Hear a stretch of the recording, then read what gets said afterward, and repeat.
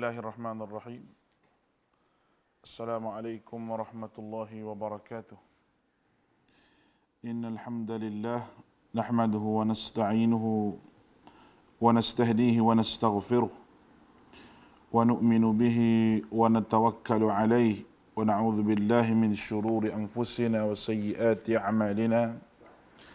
Man yahdihillahu fala mudilla lahu wa man yudlil fala hadiya lahu.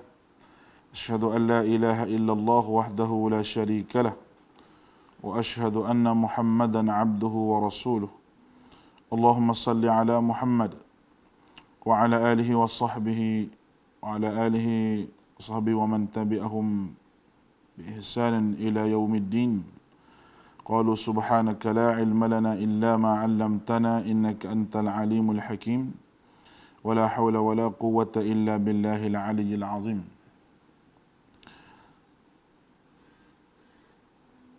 قال رب اشرح لي صدري ويسر لي أمري واحلل عقدة من لساني يفقهوا قولي على الله توكلنا اللهم ادفع عنا البلاء والوباء والربا وسوء الفتن ما ظهر منها وما بطن بسم الله الذي لا يضر مع اسمه شيء في الأرض ولا في السماء وهو السميع العليم. Alhamdulillah, bersyukur kehadrat Allah Subhanahu wa taala dengan limpah kurniaan nikmat daripada Allah Azza wa Jalla, kita dapat bersama-sama lagi pada pagi ini, dan kita doakan supaya Allah Subhanahu wa taala memberi kesihatan dan kerahmatan kepada kita semua insya-Allah. Kita sambung lagi apa yang disebut sebagai perkara yang bertentangan dengan sunnah Nabi sallallahu alaihi wasallam ataupun perkara-perkara yang bid'ah yang tidak ada sandarannya daripada agama ini. Dan kita telah masuk pada poin yang pertama kemarin, iaitu prinsip-prinsip kepada bid'ah ini. Prinsip-prinsip tentang perkara bid'ah ini, di antaranya adalah agama ini telah pun sempurna dan tidak perlu kepada penambahan yang kita sebut ayat kemarin. Al-yawma akmaltu lakum dinakum wa atmamtu alaikum ni'mati wa raditu lakumul Islam dina. Al-yawma akmaltu lakum, hari ini telah sempurnanya agama ini dan telah aku cukupkan Islam ini sebagai agama yang aku redha. Wa raditu lakumul Islam dina, bermakna tidak ada penambahan lagi kepada agama ini. Dan orang yang menambah agama ini, kita telah sebut kemarin bahawa dia telah melakukan satu perkara yang menyalahi daripada sunnah Nabi sallallahu alaihi wasallam. Perbahasan dalam kitab-kitab usul menyebutkan bahawa sesuatu dikira sebagai baik atau buruk diketahui melalui jalan syarak, bukan jalan akal. Baik dan buruk itu adalah daripada syarak, bukannya daripada akal. Setiap perbuatan yang diperintahkan oleh Allah Subhanahu wa taala adalah baik dan perbuatan dilarang itu adalah buruk. Apabila suatu perbuatan dikatakan ibadah itu tidak disyariatkan oleh Allah Subhanahu wa taala, bermakna dia tidak baik. Ibnu Taimiyah berkata, kematian sunnah berlaku sama ada dengan sebab penambahan ataupun pengurangan. Itu kata Syekhul Islam Ibn Taimiyah. Matinya sunnah ini dengan sebab orang menambah perkara-perkara sunnah itu ataupun orang yang mengurangkan agama itu sendiri. Itu yang menyebabkan matinya sunnah Nabi sallallahu alaihi wasallam. Dan apabila sunnah Nabi sallallahu alaihi wasallam itu mati, maka siapa yang bertanggungjawab untuk menghidupkan sunnah Nabi sallallahu alaihi wasallam ini? Tidak lain dan tidak bukan orang yang disebut sebagai al-ulama, yang merupakan warasah al-anbiya, waris Nabi sallallahu alaihi wasallam. Sebagai kesimpulan, orang yang menganggap baik beberapa amalan bid'ah tanpa disedari atau secara tidak langsung, mendakwa agama belum sempurna dan tidak cukup. Dengan itu, ayat 3 surah Al-Ma'idah tidak memberi sebarang makna. Kalau orang nak tambah juga agama ini, dengan sebab menambah agama inilah yang menyebabkan tidak sempurna. Bukan menambah itu makin sempurna. Agama ni bukan macam makan nasi, lapar, lepas tu makan. Lepas tu tambah lagi supaya suruh kenyang, sempurna perut tu. Tidak. Agama bukan begitu. Agama adalah satu barang yang Allah Subhanahu wa taala sebut dengan terang dan nyata serta jelas. Dan tidak perlu lagi kepada apa-apa penambahan. Oleh kerana itu dia kata tidak ada gunalah ayat suratul Maidah tadi al-yauma akmaltu lakum dinakum wa atmamtu alaikum tu tak ada gunalah. Kalau perlu kepada agama ini perlu kepada penambahan. Apa perlu ayat Allah Ta'ala sebut al-yauma akmaltu lakum, aku sempurnakan agama aku dan aku cukupkan agama ini. Buat apa Allah Ta'ala sebut begitu? Kalau agama ini masih lagi tidak cukup. Kalau apa yang disebut oleh Nabi ini masih lagi tidak apa ni orang panggil tidak mencukupi untuk manusia amalkan. Maka adakah kita nak buang ayat al-yauma akmaltu lakum dinakum wa atmamtu alaikum tu? Adakah kita nak buang? Itu satu benda yang perlu kita fikir. Sebelum daripada kita buat perkara-perkara yang diada-adakan oleh kita sendiri dan kita sandar benda itu kepada agama. Benda yang patut kita fikir apabila perbuatan tersebut, adakah perbuatan tersebut perbuatan yang diradai oleh Allah Subhanahu Wa Taala? Tentu jawab dia perbuatan tersebut adalah perkara dimurkai Allah. Kerana dia menambah dalam isu agama ini. Kita nak letak di mana ayat soal Maidah al-yauma akmaltu lakum tadi? Nak letak di mana? Al-yauma akmaltu lakum dinakum wa atmamtu alaikum ni'mati itu kita nak letak di mana ayat tu? Tu benda yang perlu kita fikir tuan-tuan dirahmati oleh Allah. Baik. Ahli bid'ah sama ada melalui ucapan ataupun tindak tanduk menggambarkan bahawa dalam syariat ada yang tertinggal dan patut ditambah beberapa perkara yang baik untuk umat ini. Itu anggapan ahli bid'ah.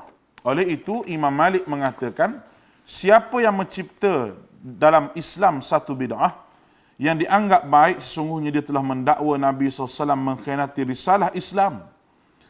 Kerana firman Allah Ta'ala tadilah, al-yawma akmaltu lakum dinakum wa atmamtu alaikum ni'mati wa raditu lakumul Islam madina. Oleh itu, dia kata, jika pada ketika sesuatu perkara tidak menjadi agama, maka hari tidak juga menjadi agama. Itu kata Imam Malik. Siapa yang menciptakan dalam ibadah dalam Islam ni satu bid'ah, maka dia dianggap baik, maka sesungguhnya dia mendakwa Rasulullah sallallahu alaihi wasallam mengkhianati risalah ini. Dia telah menuduh Nabi sallallahu alaihi wasallam mengkhianati risalah ini. Tapi macam mana orang boleh menuduh Nabi sallallahu alaihi wasallam mengkhianati risalah sedangkan sifat Nabi itu sendiri adalah amanah. Sifat Nabi adalah siddiq. Amanah dan siddiq yang ada pada Nabi SAW. Nabi sebut semua ayat macam saya sebut kemarin. Hatta benda itu berbentuk teguran kepada Nabi pun Nabi menyebut dengan terang dan jelas. Takkanlah ayat ni Nabi sebut main-main. Ini ayat berkenaan dengan syariat Allah Subhanahu Wa Taala. Baik, kita tengok lagi.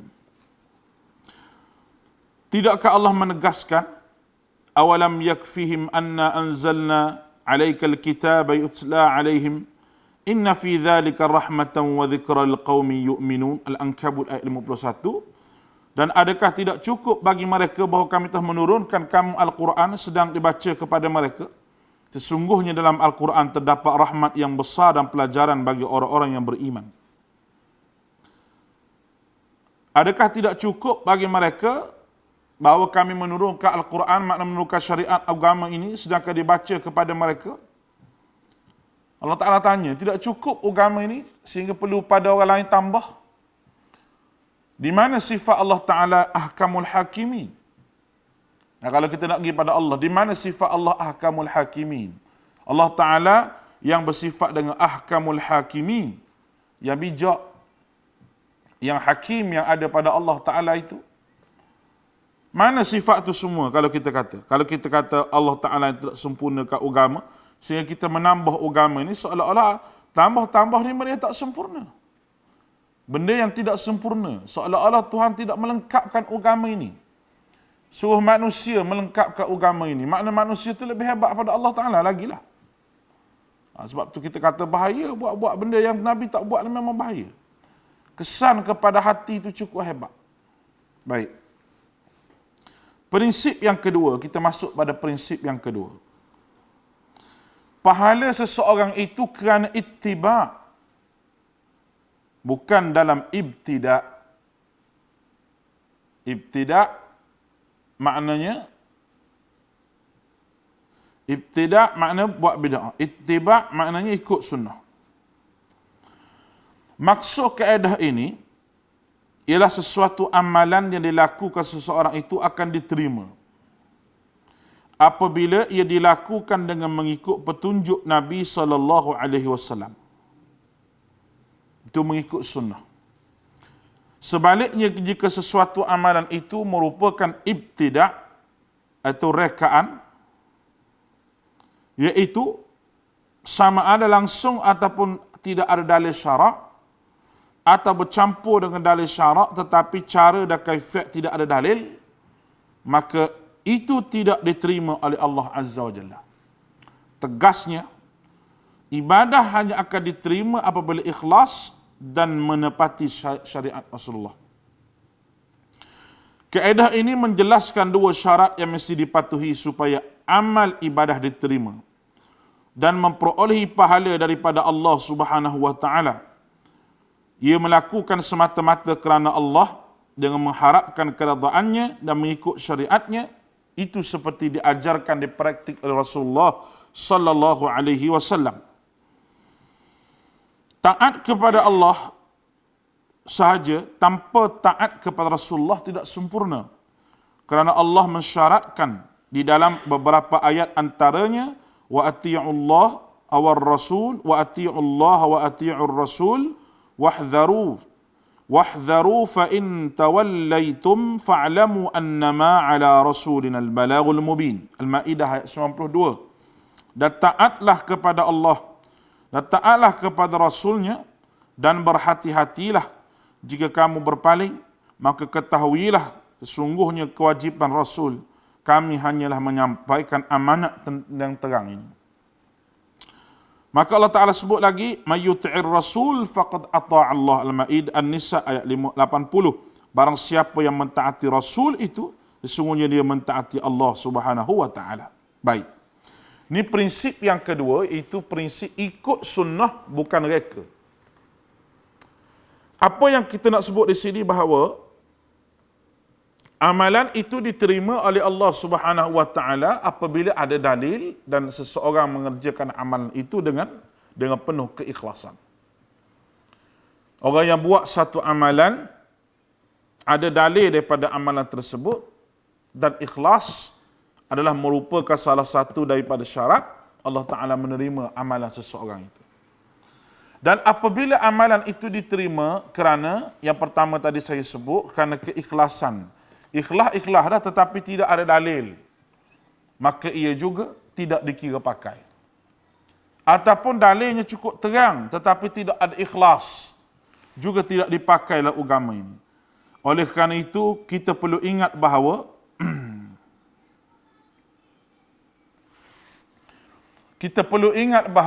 apa yang disebut oleh Nabi SAW ini merupakan satu formula untuk menyelesaikan masalah hubungan kita dengan Allah.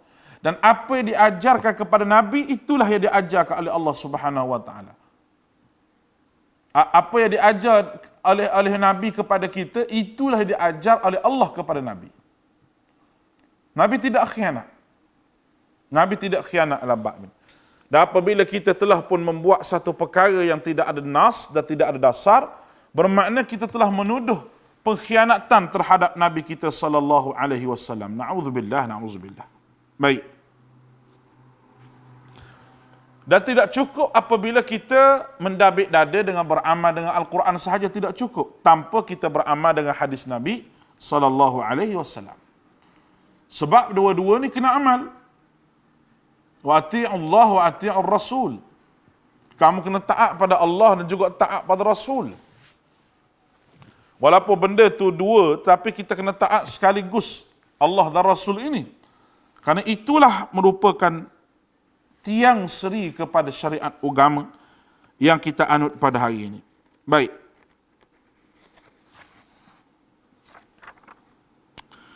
Ancaman jika tidak mengikut Rasul dan menyalahi sunnah Nabi SAW, sebagaimana Allah Ta'ala sebutlah surah An-Nur falyahdharil ladzina yukhalifuna an amrihi an tusibahum fitnatun aw yusibahum adzabun alim. Maka hendaklah orang-orang yang menyalahi perintah Rasul itu takut ditimpa cobaan dan ditimpa azab yang pedih. An-Nur ayat 63. Dalam menafsirkan ayat 7 surah Hud, wa huwa alladhi khalaqas samawati wal arda fi sittati ayyam wa kana 'arshuhu 'alal ma' liyabluwakum ayyukum ahsanu 'amala. Dalam menafsirkan ayat ini, dan dialah yang menciptakan langit dan bumi dalam masa 6 hari dan aras di atas air, dan dia menguji siapakah di antara kamu yang lebih baik amalannya. Ibnu Kathir telah menulis, Allah tidak mengatakan paling banyak tetapi paling baik amalannya. Amalan itu tidak akan menjadi baik sehingga ia ikhlas kerana Allah dan mengikut syariat Nabi sallallahu alaihi wasallam. Bila sahaja tidak ada dua syarat, maka amal itu terhapus dan terbatal. Abdul Rahman bin Nasr As-Sa'di menukilkan daripada Fudail bin Iyad bahawa Fudail bin Iyad sebut bahawa katanya ketika menafsirkan ayat ini, iaitu paling ikhlas dan paling tepat. Beliau ditanya apakah maksud itu, jawabnya sesungguhnya amalan itu jika ikhlas tetapi tidak menepati, tidak tepat dengan sunnah, tidak akan diterima. Jika tepat tetapi tidak ikhlas juga tidak diterima. Sehinggalah amalan itu ikhlas dan tepat. Ikhlas itu kerana Allah dan tepat itu mengikut syariat dan sunnah Nabi sallallahu alaihi wasallam, sebagaimana firman Allah Subhanahu wa taala, "Wa ma khalaqtul jinna wal ins illa liya'budun." Tidak aku jadikan jin dan manusia ini kecuali beribadah kepada-Ku. Az-Zariyat ayat 56. Ini merupakan dalil-dalil Quran yang menunjukkan bahawa Allah Subhanahu wa taala menyuruh kita cara mengabdikan diri kepada Allah Subhanahu wa taala ini kena ikhlas dan bertepatan dengan sunnah Nabi sallallahu alaihi wasallam. Baik. Kalau kita lihat orang yang buat benda-benda yang Nabi tak buat ni, mereka juga ikhlas. Tetapi tidak diterima amalan mereka apabila mereka tidak mengikut sunnah Rasulullah sallallahu alaihi wasallam. Tidak diterima amalan mereka itu oleh kerana mereka tidak menepati sunnah Rasulullah sallallahu alaihi wasallam. Sunnah ni mana? Apa cara yang Nabi buat? Ataupun kaifiat yang tertentu yang mesti didatangkan dengan dalil yang terang daripada Rasulullah sallallahu alaihi wasallam, mereka tidak berjaya untuk datangkan dalil yang terang daripada Rasulullah sallallahu alaihi wasallam tentang kaifiat dan cara amalan. Walaupun mereka buat tu sahabi ikhlas. Walaupun mereka buat tu sahabi ikhlas, tetapi semua itu tidak dikira kerana mereka tidak berpandukan kepada syariat, iaitu berpandu kepada Quran dan sunnah Nabi. Jadi,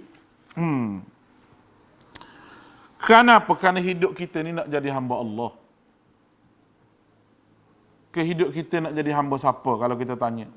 Hidup kita ni kita nak jadi hamba Allah Subhanahu wa taala. Bila hidup kita ni nak jadi hamba Allah, maka Allah Taala sebut dalam Al-Quran sendiri, laqad kana lakum fi Rasulillah iswatun hasanah. Sesungguhnya pada diri Nabi itu ada contoh yang paling baik. Diri Nabi itu ada contoh paling baik. Bermakna nak ikut apa pun kena ikut Nabi, sebab Nabi paling baik. Nabi paling baik, Nabi paling elok, Nabi segala-galanya. Nabi khairul ibad, sebaik-baik hamba Allah Ta'ala. Takkanlah sebaik-baik hamba Allah Ta'ala lagi tertinggal benda-benda amalan yang berbentuk tidak ada benda yang diajar oleh Nabi. Macam orang zaman sekarang lah. Ni mari virus corona ni tak? Virus corona ni. Bagus zikir banyak masa ni. Tapi zikir itu tidak digunakan dengan sunnah Nabi SAW. Tidak mengikut sunnah Nabi. Zikir mengaruk sekali. Dibaca di corong-corong masjid. Ditulis pula kaifiat, ni banyak ni, banyak ni, banyak ni, banyak ni, banyak ni. Ditulis di situ. Kaifiat dia banyak ni. Ni baca banyak ni. Ni baca banyak ni. Masalahnya bacaan banyak ni dan cara susunan itu mari pada siapa kalau tidak mari daripada hawa nafsu, bukan mari daripada, walaupun asal dalil itu ada dalam hadis. Dalil itu adalah hadis. Ini teruknya orang kita ni. Siapa tak nak selesai masalah-masalah yang begini. Oleh kerana kita menjaga adat itu lebih daripada menjaga syariat. Sepatutnya sebarang adat yang bercanggah dengan syariat kita kena tolak. Tapi apabila syariat itu ada benda yang bercanggah dengan adat, syariat itu sendiri kata begini, adat kata begini. Orang melebihkan adat berbanding syariat. Patutnya kena ikut syariat. Tolak tepi adat bila bercanggah. Tidak, kita ikut adat. Kerana adat kebiasaan orang ramainya begini buat. Adat kebiasaan orang ramainya begini. Kalau rasa menyalahi orang ramai itu rasa macam tak boleh. Tetapi menyalahi Allah dan Rasul boleh ke? Mana lebih kita nak jaga? Allah dan Rasul ataupun orang ramai? Sebab itu kita dalam bab ni kita sebut terang-terang kepada tuan-tuan sidang pendengar rahmati Allah. Ada dekat 200 orang duk dengar kita pada pagi ni. Dan cuba kita fikir. Dia cuba kita nilai kita punya amalan ini. Bukan saya nak suruh jadi apa-apa, jadi Wahabi ke apa, tak ada. Wahabi tu isu lain. Boleh tengok kat YouTube saya telah terangkan berkenaan dengan Wahabi. Apa ada dengan Wahabi tajuk dia. Cuba dengar apa yang hujah yang saya buat keluar. Kita tidak membela mana-mana tokoh, tetapi kita membela Nabi SAW. Tetapi apabila orang membela Nabi SAW dituduh dengan macam-macam, maka itulah lumrah untuk membela Rasulullah SAW. Sebagaimana Nabi dituduh sebagai pecah belah masyarakat. Sebagaimana Nabi dituduh sebagai tukang sihir. Sebagaimana Nabi dituduh sebagai orang yang gila. Maka tuduhan-tuduhan itu siap sedialah orang yang nak mempertahankan Nabi SAW terima tuduhan yang sama. Apa-apa pun yang melesaikan masalah hubungan kita dengan Allah, kita kena tengok Rasulullah SAW. Kena tengok Rasulullah. Ada orang bersifat tahu benda tu tak betul, tahu tapi tak bolehlah. Kita hidup dalam masyarakat begini. Saya nak tanya, nak jaga hati masyarakat ataupun nak jaga hati Allah dan Rasul? Kalau kita kata nak jaga hati siapa? Nak jaga syariat ataupun nak jaga hati masyarakat? Yang mana masyarakat semua tak boleh tolong kita akhirat. Kalau kita tak ikut syariat Allah Ta'ala, ikut dia, kita tak nak tolong. Dia tak nak tolong kita. Dia berlepas diri daripada kita. Ittabarra alladhina tubi'u min alladhina taba'u wa ra'awul azab wa taqatta'at bihimul asbab. Allah Ta'ala sebut. Dia berlepas diri. Yang kita nak jaga hati dia, nak jaga apa, dia berlepas diri daripada kita. Apabila kita melebihkan orang awam, manusia, melebihkan masyarakat berbanding dengan Allah dan Rasul. Kenapa Allah Ta'ala dan Rasul ni, Allah Subhanahu Wa Ta'ala tak reti ke nak selesai masalah masyarakat ni? Kenapa? Kalau kita kata tak sesuai di Malaysia, kenapa Allah Ta'ala tak reti nak selesai masalah di Malaysia ni? Apa yang ustaz sebut tu betul, orang kata, tapi tak sesuai disebut di sini. Allah Ta'ala tu tak sesuai ke? Allah Ta'ala tak tahu ke Malaysia ni negara macam ni? Allah Ta'ala tak tahu ke Malaysia nak jadi negara begini? Cuba jawab dulu. Bismillah.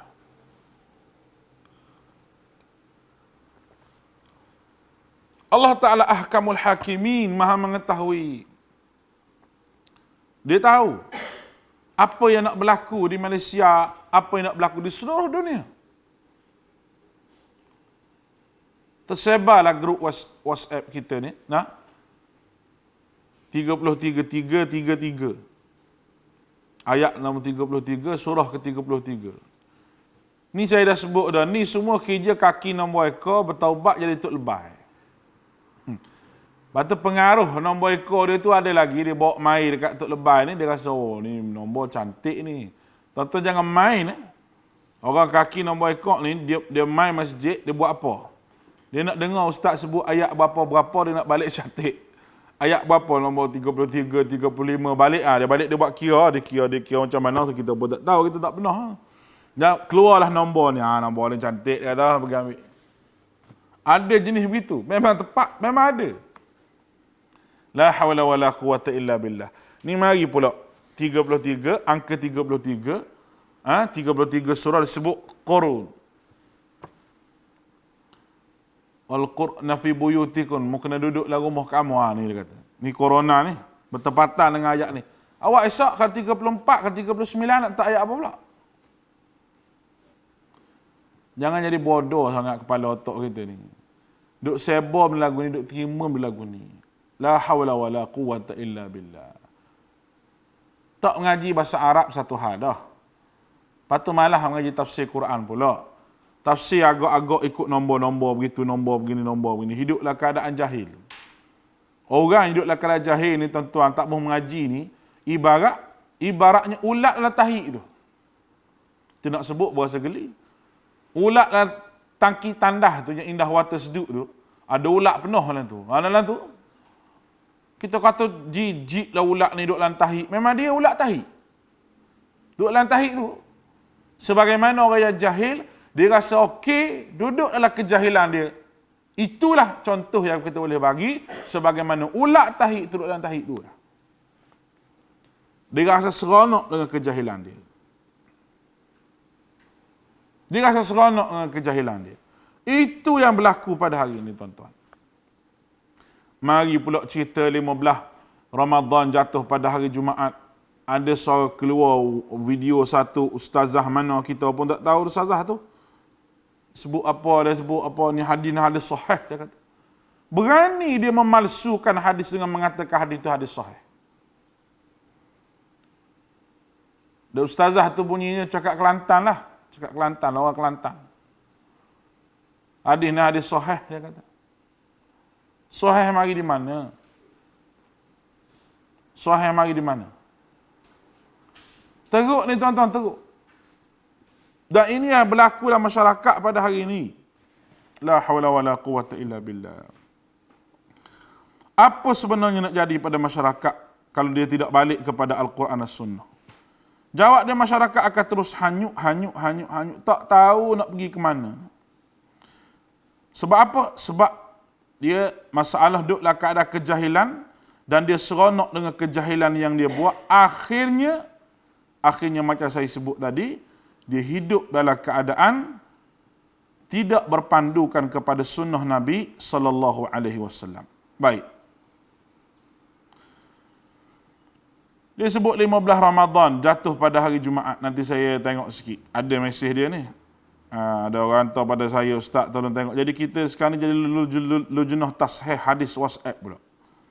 Tak apalah. Kalau kita tak ada kerja, kita jawab. Kita jawab kalau kita tak ada kerja. Dia buat mari pula, dia kata hadis ni hadis yang sahih. Saya heran sungguh. Sahih kok mana? Baik. Kita tengok apa dia kata.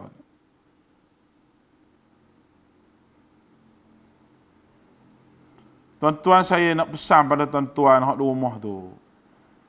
Bila ada je berita daripada apa-apa je benda yang hadis-hadis ke apa ke, jangan duk sebar. Kalau kita tidak tahu untuk menilai benda tu betul ataupun salah. Jangan kita duk sebar merata. Jadi masalah ni kita sebar merata. Bila kita sebar merata-rata benda itulah yang akan kita panggil, benda itulah yang akan memamah pahala kita kerana kita sebar penipuan terhadap Nabi kita sallallahu alaihi wasallam. Benda itu sangat-sangat berat. Sangat-sangat berat benda itu. Bukan sikit lah mendusta ke atas Nabi sallallahu alaihi wasallam. Dia kata hadis ni hadis sahih, dia kata. Hadis ni hadis sahih. Bila hari Jumaat 15 Ramadan jatuh pada hari Jumaat, akan keluarnya berlaku huru-hara. Belum pada ni pun ada dah 15 Ramadan hari Jumaat. Semua benda ni memperbodohkan akal yang waras. Semua benda ni memperbodohkan akal. Bukan benda yang betul. Kita nak percaya buat apa benda-benda gini.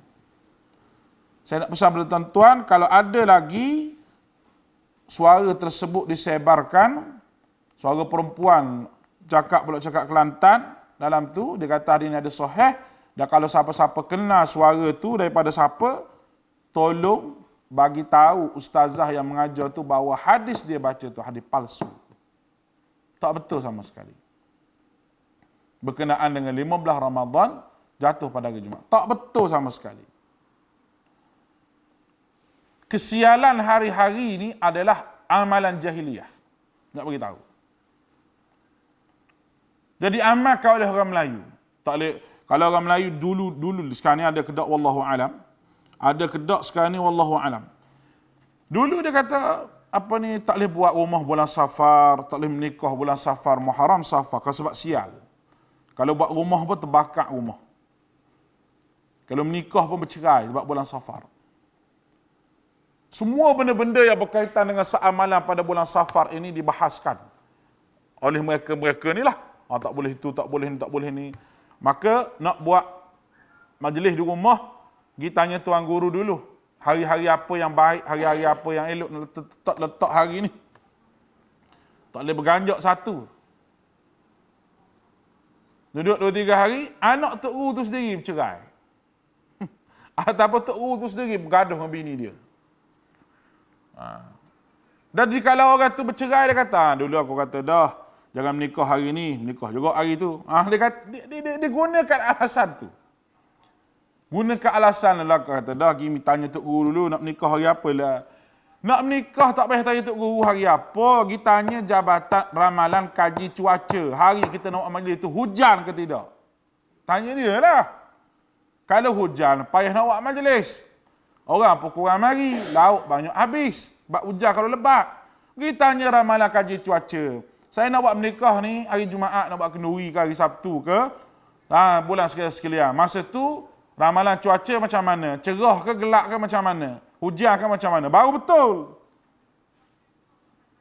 Tak habis-habis orang kita, tak habis benda ni. Begitu juga dengan orang beli kereta baru. Kalau aksiden kereta baru tu, tu letak semayang hajat dulu. Dan kita suruh dah semayang hajat dulu. Basuh kereta dulu dengan air. Awak selama ni, kenderaan pada zaman dulu, sahabat duk beli unta dengan sahabat tu, unta baru-baru, ada sahabat ke mandi unta tu. Semayang hajat ramai-ramai nak suruh selamat. Dia kata, tak ustaz, unta tak aksiden. Memang, mati mengejut jarang berlaku zaman dulu. Mati mengejut banyak zaman sekarang. Itu petanda akhir zaman juga, mati mengejut ni. Dia antaranya aksiden. Aksiden tengah jalan tu. Itu semua qaddarullah. Takdir Allah SWT. Kadang-kadang kita bawa elok dah. Tapi orang mari langgar kita. Macam seorang pakcik tu. Dia bawa habis elok. Bukan 80, 50. Pakcik tu bawa 50 slow. Orang ikut belakang kata, nak cari rumah sewa kawan ni. Padahal dia tua, dia slow nak pergi masjid.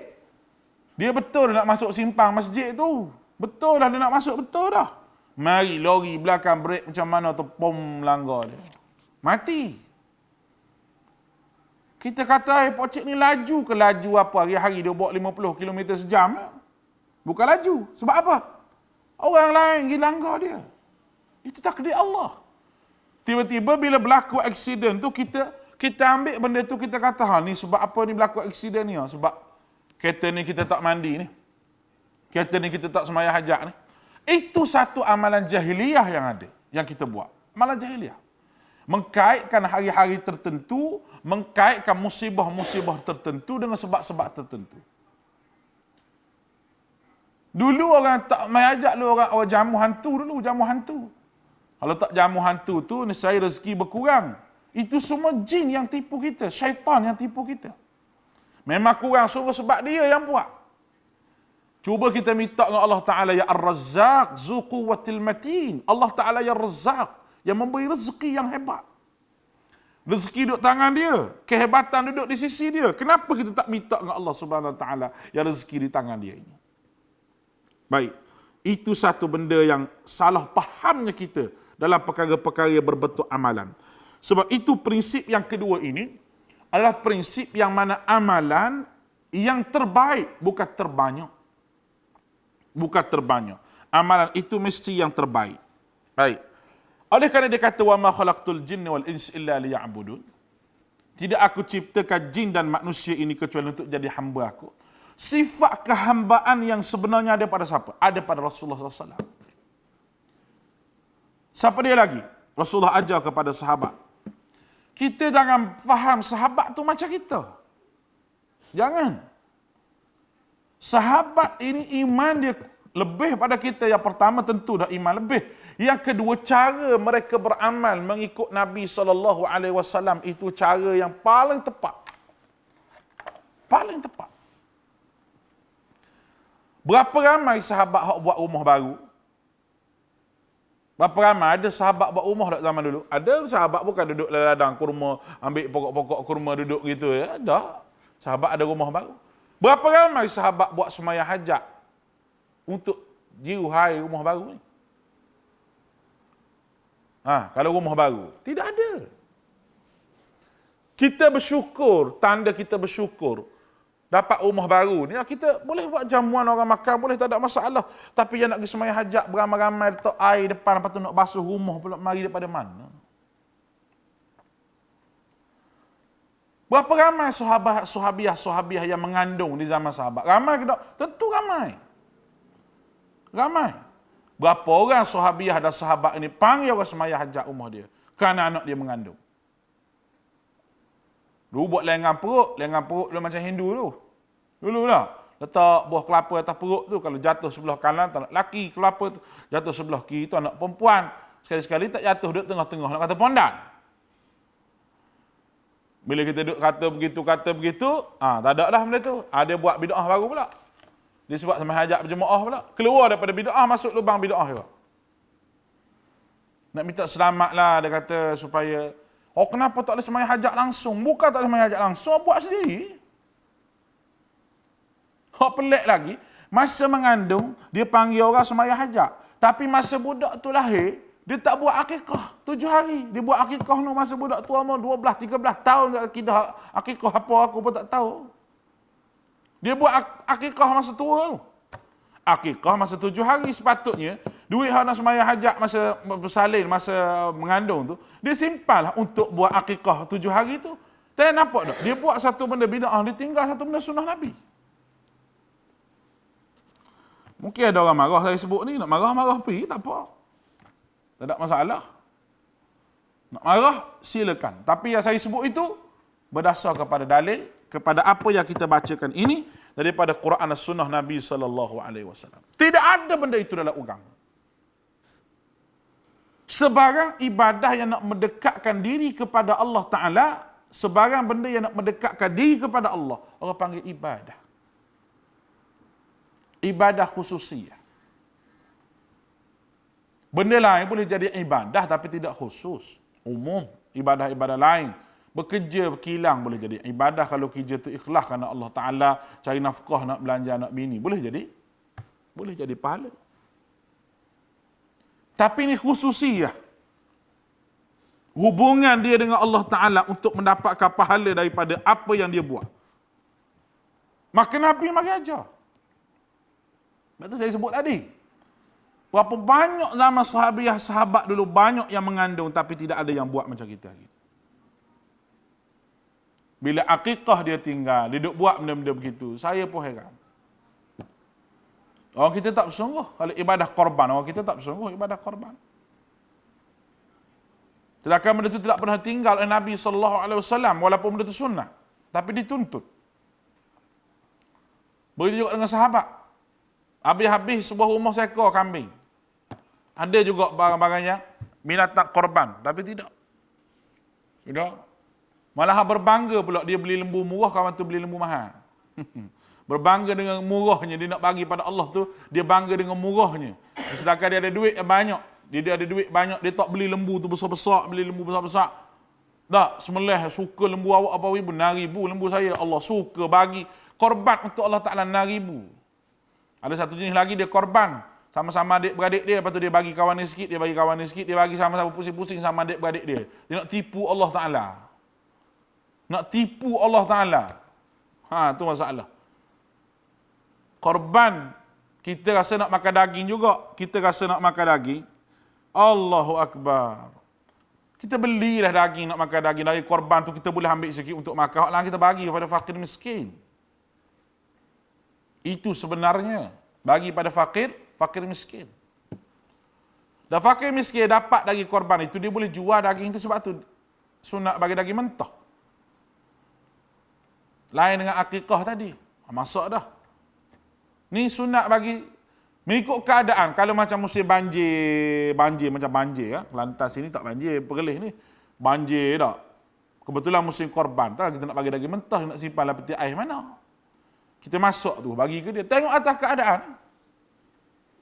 Tapi daging yang kita dapat daripada orang miskin dapat tu, daging mentah tu, dia boleh jual daging tu balik. Dia boleh jual. Ataupun dia boleh makan ke dia. Sebagai makanan dia. Itu benda yang kita perbincangkan. Sebab itu benda itu adalah ibadah yang Allah Ta'ala suruh Nabi SAW. Dan semua ibadah yang Allah Ta'ala suruh bukan bersifat katun. Tidak. Ada syiar. Ada syiar. Sahabat yang pergi kepada Safa Marwah. Safa Marwah. Safa Marwah. Satu berhala yang ada di atas Safa, satu berhala yang ada di atas Marwah dulu. Sehingga dia tengok berhala tu rasa macam, apa benda kita gini, Safa Marwah, Safa Marwah. Allah Ta'ala sebut, Inna Safa wal Marwata min sya'airillah. Safa dan Marwah itu ada syiar-syiar yang Allah Ta'ala letak di situ. Ada syiar dia. Bukan main-main, ada syiar. Allahu Akbar. Sebab tu saya sebut bahawa lepas tu buat akikah pula. Buat akikah cukur kepala pula budak. Cukur, bukan cukur gunting. Kita suruh cukur. Ayah tu sendiri dah cukur kepala. Allah mu ni menikah pandai sampai beranak anak tu. Nah, sampai beranak bini mu menikah pandai. Nak cukur kepala tak pandai. Nak cukur rambut tak pandai. Dak panggil pula masyarakat, panggil apa? Awak buat apa pula ni? Dia buat majlis pula, majlis dodoi pula. Panggil lah apa-apa, berzanji pula, berzanji. Berzanji pula, berzanji yang kitab berzanji tu satu benda sahih, nak jumpa lantu pun payah. Duk cerita roh Maryam mari, roh Asyah mari menyambut Nabi SAW.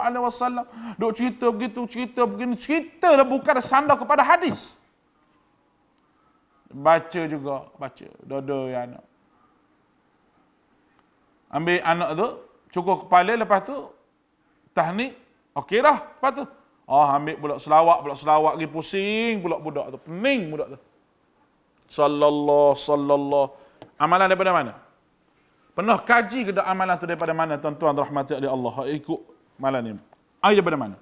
Benda tu mari daripada Syiah. Benda tu mari daripada Syiah. Cukur kepala tu sunnah. Bila budak tu umur 7 hari, cukur kepala dia, bagi nama kepada tu sunnah. Tetapi duk bawa budak tu pergi situ, pergi sini, pusing budak tu pula. Pusing budak tu.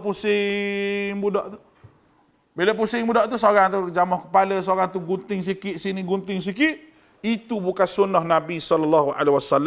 Malahan itu satu perkara dia ada-adakan, dia dibuat oleh masyarakat yang tidak bersandar kepada Al-Quran dan sunnah Nabi. Baik.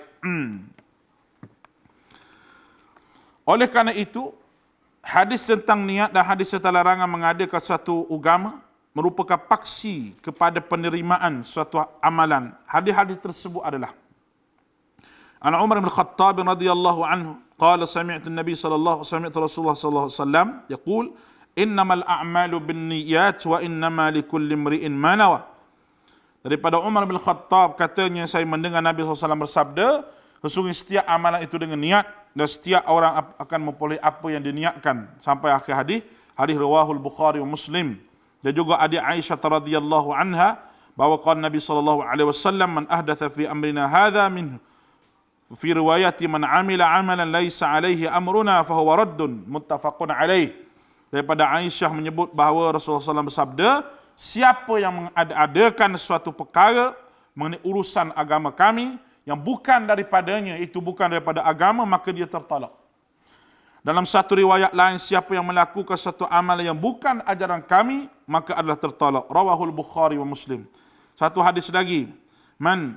Siapa dia? An Abi Hurairah radhiyallahu an, daripada Abu Hurairah radhiyallahu Rasulullah sallallahu alaihi wasallam bersabda, sesungguhnya Allah Subhanahu wa taala berfirman, Siapa yang manda'waliyan, siapa yang memusuhi waliku, aku isytihad perang terhadapnya. Tidaklah seorang hamba mendekatkan diri kepadaku dengan melakukan satu amalan yang lebih aku sukai selain daripada aku fardukan kepadanya. Boleh faham tak tu? Sedangkan aku fardukan kepadanya amalan yang aku sukai, yang aku suruh dia buat. Baik, dan tidaklah seorang hamba yang sentiasa mendekatkan diri kepadaku dengan mengerjakan amal-amal sunat sehingga aku mencintainya. Yang aku suruh kamu buat, yang aku larang kamu tinggal, aku cintai kamu. Dan orang yang buat begitu dipanggil waliullah, wali Allah Ta'ala, maka jangan musuhi dia. Hadis ini menyatakan bahawa mendekatkan diri kepada Allah adalah satu daripada dua cara amal fardu ataupun amal nafil. Sesuatu amal fardu atau amal nafil mesti dibuktikan beberapa dalil syarak. Ibadah yang dikatakan oleh setengah pihak tetapi tidak mempunyai sandaran, maka ini dikatakan bid'ah dan tidak ada dalil yang menunjukkan kedudukan sebagai seorang ibadah. Sebagai ibadah. Seorang hamba yang melakukan amal ibadah yang melengkapi dua syarat ini termasuk dalam kandungan ayat tersebut, waman ahsanu dinan mimman aslama wajhahu wa huwa muhsin wattaba'a millata Ibrahim hanifa wattakhadallahu Ibrahim khalila. Surah An-Nisa ayat 125. Dan siapakah lebih baik agamanya daripada orang ikhlas menyerahkan diri kepada Allah Subhanahu wa taala sedang dia mengajarkan kebaikan mengikut agama Nabi Ibrahim yang lurus, dan Allah Taala mengambil Ibrahim sebagai kesayangannya. Wa aqimus salah wa aqimus salah wa atuz zakah wa ma tuqaddimu li anfusikum min khairin tajiduhu indallah innallaha bima ta'maluna basir. Yang bermaksud, dan dirikanlah sembahyang dan tunaikanlah zakat dan apa sahaja kebaikan yang kamu usahakan darimu, tentu kamu akan mendapat pahala di sisi Allah. Sesungguhnya Allah Maha melihat apa yang kamu kerjakan. Jelas. Kita buat mari Quran, buat mari hadis berkenaan dengan kepentingan mengikut bukan mereka. Mengikut bukan mereka. Itu usul kita yang kedua yang kita bincang pada hari ini. Dan insya-Allah kita sambung pada esok hari. Kepentingan ittiba'us sunnah, iaitu kepentingan kita mengikut Nabi SAW. Apa dia punya kepentingan dia? Aqulu qawli hadha astaghfirullahal azim li wa lakum wa ufawwidu amri ila Allah innallaha basirun bil ibad. Assalamualaikum warahmatullahi wabarakatuh.